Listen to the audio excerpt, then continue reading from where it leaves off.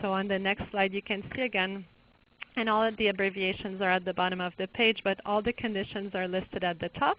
You can see how many registries we identified, and these are registries that provide incidence and our prevalence. So if it was just the clinical registries, they are not included because our grant focused on incidence and prevalence.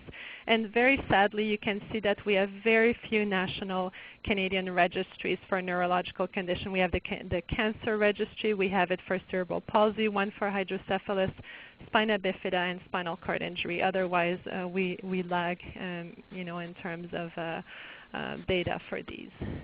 And finally, this slide here just lists some of these registries, again for brain tumor, cerebral palsy, hydrocephalus, multiple sclerosis.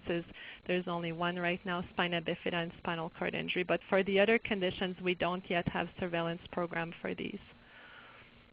So in the end, we had to make recommendations regarding the best sources of ascertainment for all the conditions. And unfortunately, it would take too long in this short time to summarize what the recommendations were for each, but we do have technical reports for each of our objectives along with multiple peer-reviewed papers and so on, and I would be happy to share these for you.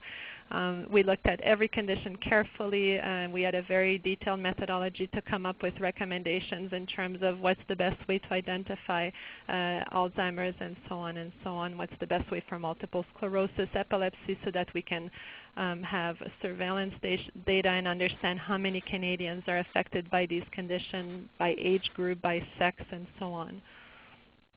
So thank you for your attention. I'm sorry there was a lot of information.